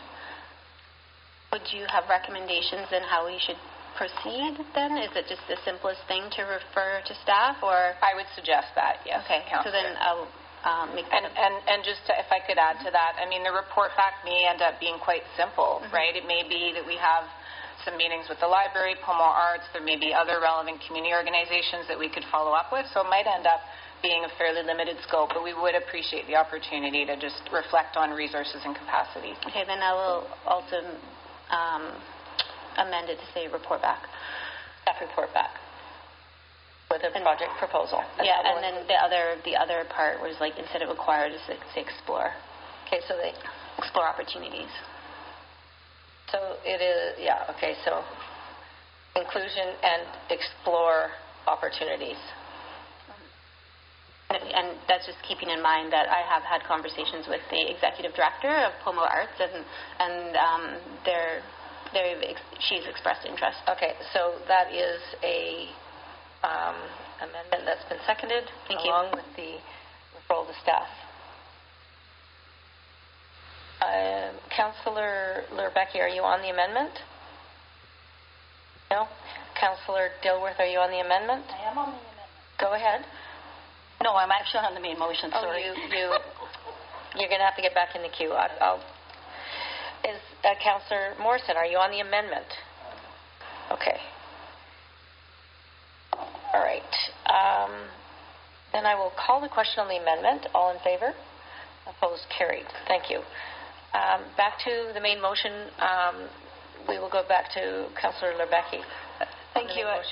I appreciate the councillor bringing this forward, and I guess I just really quickly wanted to say that I absolutely do not support, dissent in the theatre or any,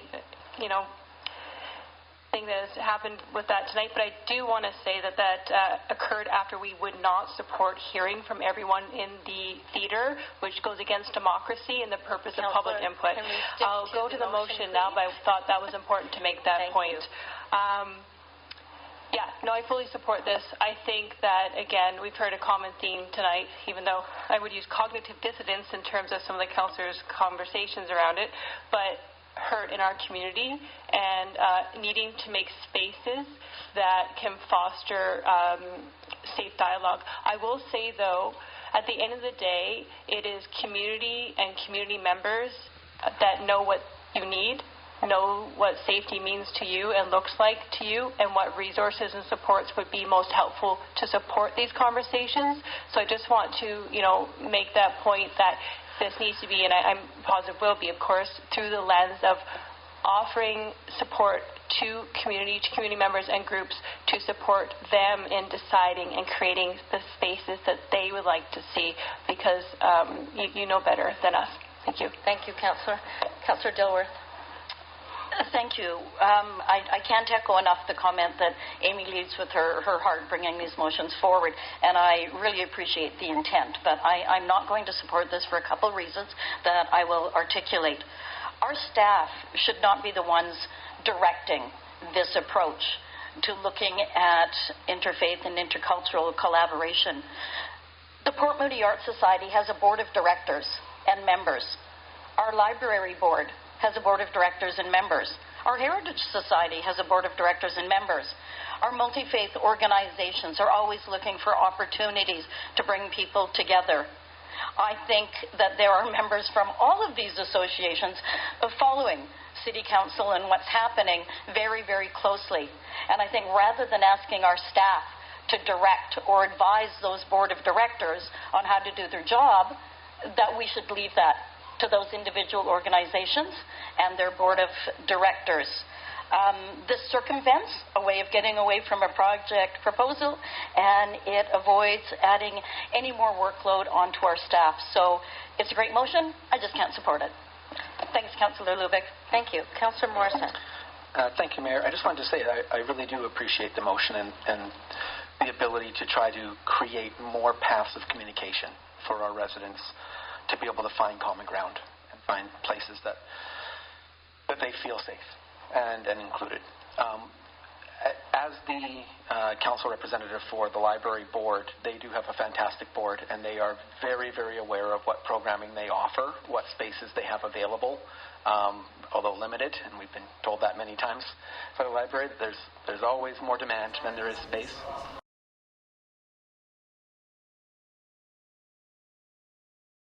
Followed by saying she didn't know if I was aware, but that members of the group had, quote, threatened the life of someone related to council, to which I responded, as anyone would, how absolutely terrible that was. And yes, I was available. I felt sick to my stomach. I felt physically ill. Subsequent to this exchange, I immediately went on Facebook, the only social media I follow as a millennial, and I could not find anything. I Googled and could not find anything. I asked fellow councillors, and they had not seen this threat directly, so I went and sent an email to Mayor and Council that requested this information and for links or materials to be sent to all of Council ahead of the meeting. I asked what was expected of us at the meeting. Nothing. No response. I contacted the mayor again directly and heard nothing back. I tried to contact the councillor impacted directly and heard nothing back. I went into March 28th not knowing why we were actually meeting. I had zero factual information, only hearsay. How was I supposed to form an opinion on what had been said without seeing these online comments directly? And as a sitting councillor, municipal leader who needs to make decisions based on facts and my own values after seeing those facts, not based on opinions or interpretations of others, that is not acceptable. A council going into a meeting like this without equitable access to information, that is not acceptable. The public had no access to information ahead of this meeting, no way to verify what was being said, and there were no meeting materials that were included that had these online comments that were to be discussed. And I need to note, there was no reference to jurisdictional issues ever said to me before we met. It was only about online comments. And after the meeting, the news immediately had screenshots provided to them, it seemed, and not council, not the public. This is a procedural blunder, a major one, if not abuse of the system, that cannot be repeated. There are also many other issues from the meeting on the 28th. City resources and staff time were used to call an emergency meeting on the eve of Easter long weekend. Given the vote that the mayor wanted to have was deferred, and she supported that deferral, how was that an emergency? The mayor argued during the meeting the council was not able to know or debate the reason we were voting to rescind, but we are allowed to debate that.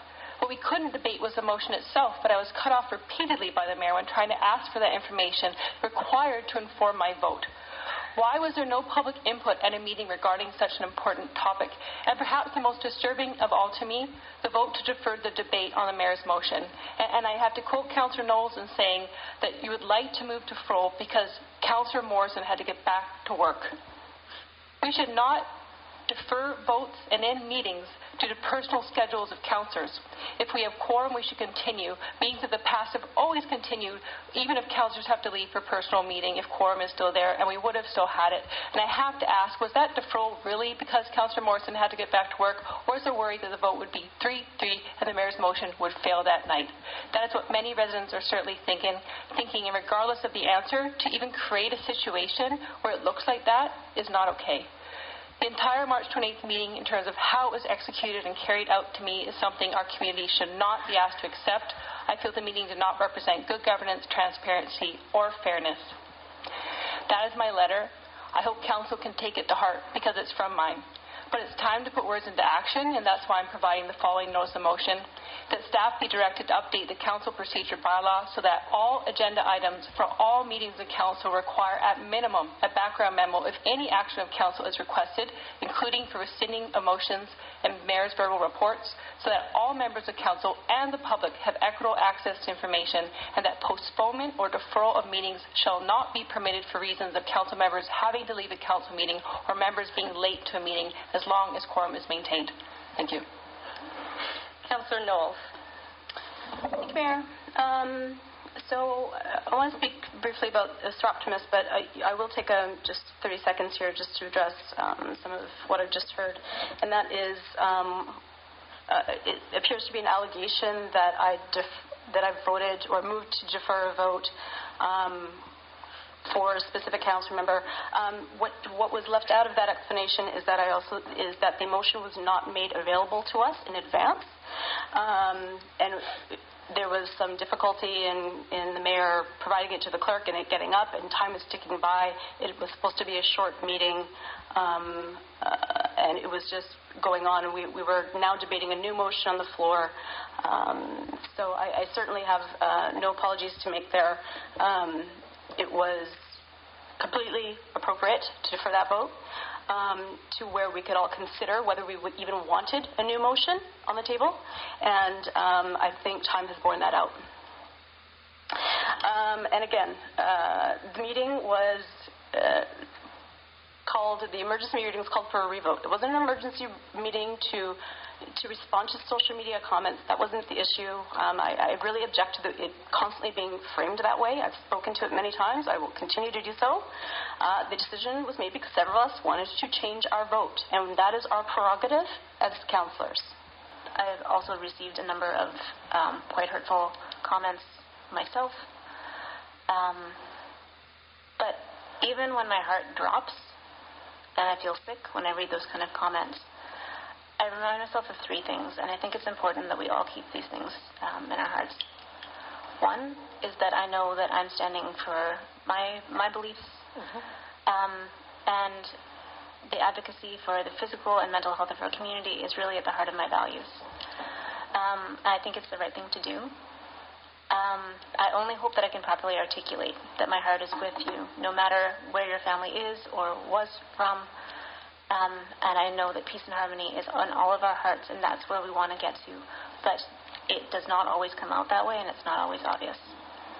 The second thing is that most people don't watch entire council meetings and are likely to read small snippets of nuanced positions and conversations instead of taking everything in, processing it. We instead react to sound bites that others put out. My colleagues voted against the original motion because they thought it was non-jurisdictional. One councillor voted in favor but kept their hand down, and that might be seen as being against if you're not familiar with local politics. And that can take a while to get used to. But these are people who ran because they wanted to make a difference, and they aren't anti-peace or Islamophobic because they don't want to wade into it. But unfortunately, right now, people are stressed and time-crunched and prefer easy answers. And the people who lashed out really don't have the whole story. And I think the people who have also lashed out at me and others also don't have the same story, the whole story. So I think it's really important that we take into account what everyone else is going through, and that sometimes a headline is not the same thing as understanding. And I think I've already got to this, but my third point is that people who are lashing out are hurting and emotional. The world is really hard and confusing, and it's easy to look for someone to blame and be angry at. It's really not about me as a person. Most of the folks who have reached out with things that really hurt know nothing about me and have said things where you don't know where that came from, but it's definitely not true. But we can't govern on that. I'm personally off social media mainly because of all the horrible things that people say. And I think that it's important that we maintain our decision-making based in evidence, reason, and empathy. And I also think that it's important that we stand against any form of hate. There were words at the last council meeting implying that some people were leaving committees in mass numbers because of some of councillors' stances. I know myself, I've been vocal wanting a ceasefire, as has Councillor Becky and Councillor Eichtrapp. To the best of my knowledge, one person has left, and I also know that the councillor that was chairing that group did reach out with an olive branch, but that was way before this motion. The other three people that I know of have left because of their either new job or they don't have time anymore. And I think also I just want to say that I think it's... Oh, sorry, your time is up, Councillor. You want to finish? I'll give you a minute. Give you a second to finish. Oh, yeah, you used up your whole 5 minutes. Wow. That would be a first. It would. But I just wanted to say, thank you again to everyone who came out, and also thank you to members of the delegation. I did have someone who reached out today and said, no matter what happens, how can we move forward together? Yep. So I really appreciated that. Thank you, Councillor. Councillor Morrison. In regards to the reconsideration vote, this is not the first time that a council has made a reconsideration request. It actually happened in the previous council over a development application on James Road, and there was a request from a councillor to have their vote reconsidered. And Usually that type of request, I would expect, would be unanimously supported by our council as part of good governance and what I define as good governance. Because we should have the ability as councillors to recognize when an error has been made, especially if it's a short period of time in which we're making a decision. And there is a limited amount of time after a decision has been made where a request can be made to have reconsideration happen. I didn't make a reconsideration request, but apparently some of my colleagues did. And that particular meeting was not about debating the motion itself. Like, every councillor that voted any way that they wanted to could continue to vote the same way. That was not forcing them to change their perspective, but it was allowing the opportunity for those councillors that did want to change their perspective to do so. This is written into our policy. It is something that we are allowed to do within certain time constraints. And I think it is something that is important to our democracy to have that ability to do that.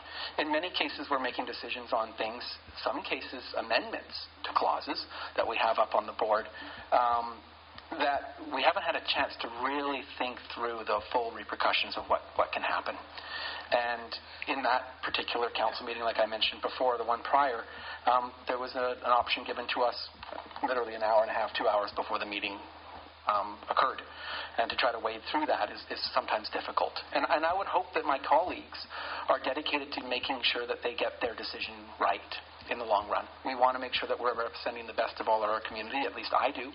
And I would want the opportunity to be able to reconsider my vote if I ever had the option to do that, and have my colleagues support that as a process of good governance in making sure that the right opinion is being shared and those diverse opinions are being shared. So I was very disappointed, unfortunately, to see a few councillors actually vote against the ability to reconsider their vote, their own vote. Didn't mean that they had to change theirs, but just to reconsider theirs. And I would hope that in future situations, I'm dedicated, and I will volunteer right now that I will support any councillor that wants to reconsider their vote, and I will not vote against their ability to do so. And I hope that my colleagues would commit to the same thing, should that occur in the future, so that way we can make sure we're getting it right and that we're serving our community to the best of our ability. Thank you. Thank you. I also want to extend a heartfelt thank you to everyone for all their letters and speeches at public input on this very sensitive topic of what's happening in the Middle East. I've read most of them, though I fell behind today. But I hear you and I see you, and I can see and hear that this is a painful subject, one that carries decades and decades of intergenerational trauma. We don't always have to agree, but I hope that we can continue to do so with civility and with respect for each other. I don't have much more to say other than to affirm my support for the rule of law and human rights, regardless of where you live or where you're from. Every human deserves to live in peace and safety. And to close, I wish to read this quote by Daniel Berrigan, a poet and priest and anti-war leader. This is from a speech that he gave in 1973 after finishing his parole for objecting to the Vietnam War. I do not wish to begin by taking sides, nor indeed end by taking sides. I am sick of sides, which is to say, I am sick of wars hot and cold, and all their approximations and metaphors and deceits and ideological ruses. I am sick of the betrayal of the mind and the failure of compassion and the neglect of the poor, and I'm sick of foreign ministers and all their works. End quote. And I really wish that all civilians in any ongoing conflict in the world to experience an end to the violence in their countries. Councillor, that was very well said, and I also want to thank everyone for Councillor Lubick for your words, as well as Councillors Knowles and Morrison and Dilworth. I think, and Councillor Lebrecki, I think it's important that that we understand that a reconsideration motion is what we got at that meeting was exactly what we needed to get. It was an opportunity for members of council to reconsider their vote. This is part of our parliamentary procedure. It is part of what we have afforded to us in order to do it. Now, there may be councillors that don't agree with that, but that is how it is. Like we have a parliamentary procedure, and we have that allows for good governance to occur. We may not like it, but that's what it is. And that is how we ensure that we're that there's fairness at this table. So everybody has an opportunity to say what they need to say. But I just want to make it very clear that there was nothing that could have been added to that agenda. It was a reconsideration motion. So basically, the motion was put back on the floor. People can say whatever they want, but at the end of the day, it's about a vote, and it's about reconsidering a vote. And it's not the first time that it's happened. It's certainly not the last time it'll happen, I'm sure. And as Councillor Morrison alluded, people need to have the ability to do that. That is correct process. Maybe we need to have another discussion about parliamentary procedures so that we all understand how that works. But I'll put that aside. I don't have anything to add to the good words that were said here tonight. I agree. And I just want to reiterate that for me personally, I have a position that I agree with Councillor Agtrap, actually, that there is nothing in me that wants more than to see peace in the Middle East. That is something that I wake up every day and think about. So that's all I'm going to say on that. I think nobody here wants to see what's happening in Gaza.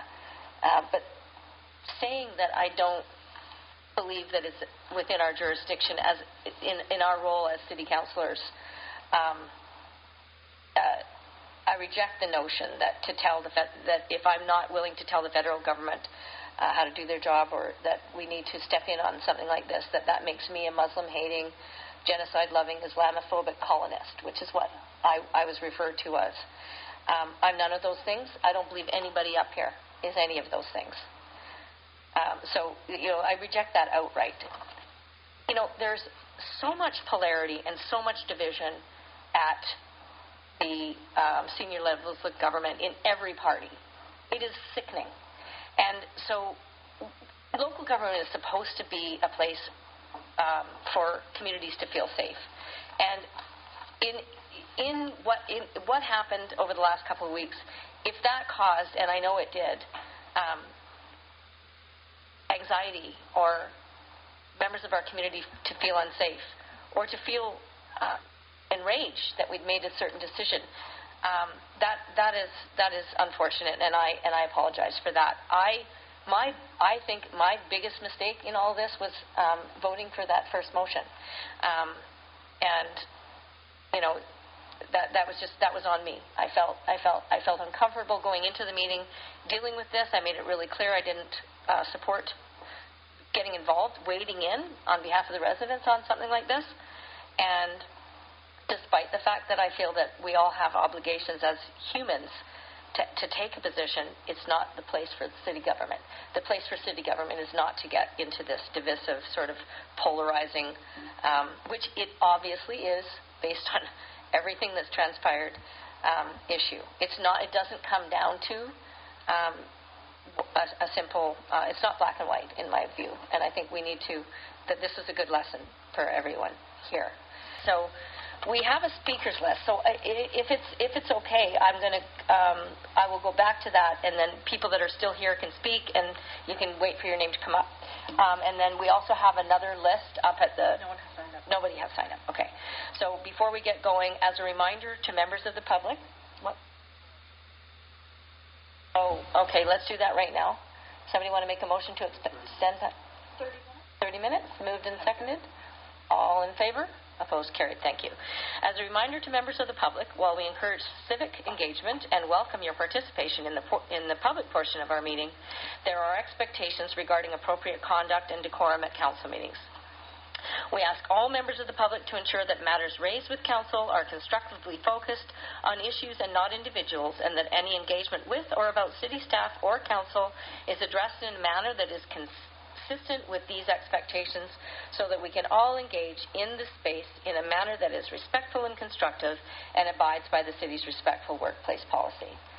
So I will call Jada Pape. There you go.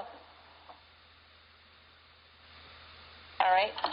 So My name is Jada Pape. I come from the Setnich and Snuneymuxw Nations on Vancouver Island. My people have been here for 2,000 years. My people have protocols for the land and have protocols to be in relationship. Part of our protocols is to listen to each other in a good way. I do not feel like opening this meeting with a territorial recognition and then proceeding to tell people that their voices are dissenting when they speak with passion. It is not acceptable to tone police people of color and Indigenous people. It is not acceptable. We come from a country, so-called Canada, that for 150 years kidnapped Indigenous children in the middle of the night, put them in trucks, put them on trains, and carted them off to institutions and held them hostage.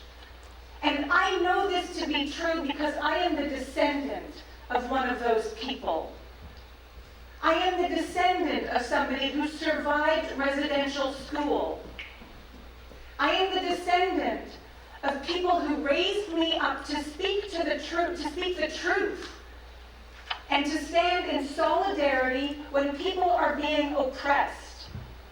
Oppression doesn't just happen on a global scale. It also happens in these quarters. I trust that each of you decided to run for this office with good intention. I trust that. I trust that you want to live in right relationships with Indigenous people. And I would say, in your work, it is not to colonize these spaces, but actually to listen to the people of these lands and to the constituents. Thank you. And this so-called Canada Thank you. Your 2 minutes is up. My 2 minutes is not up. Thank you. My 2 minutes is not up because you said you would extend all night so I could apologize. So first of all, I'd like to apologize your 2 minutes is up. to people who are here tonight, to the people who are Jews who have endured the Holocaust and genocide. My heart is broken for you. My heart breaks. My people too have endured a genocide. And the people in Palestine right now are enduring a genocide. And my heart is shattered, and I will always find my humanity. I will always stand up, because I want to be able to, in the future, I want to be able to say that I did everything I could, whether it was in or out of my jurisdiction. And so, within these chambers, you don't have to listen.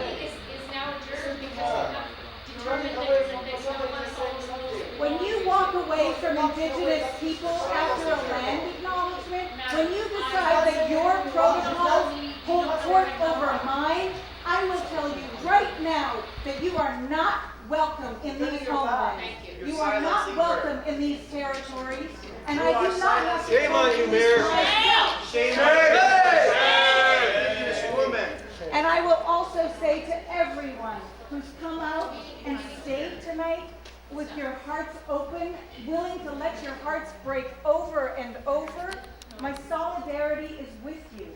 And to this scare tactic and stereotyping around the bag on the seat, you have not lived I am in love with my Muslim brethren, and I apologize for that kind of nonsensical behavior.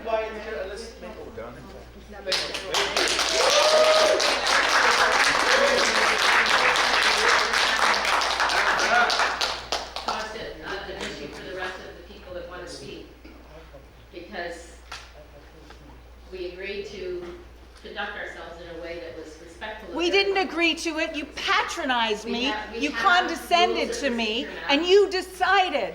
And I will say, in the middle of a genocide, it's okay to raise your voice.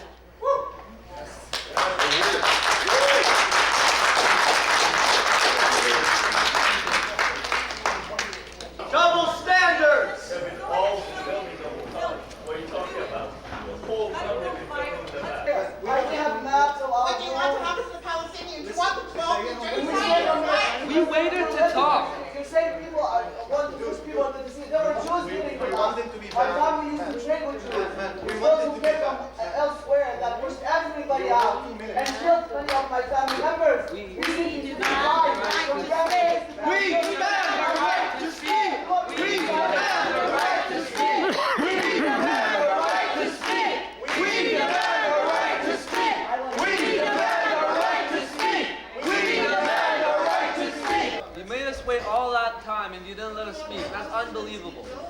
We waited for you. We waited to talk. Shame! Shame on Port Moody! You should never be elected, all of you. Never. Disgusting.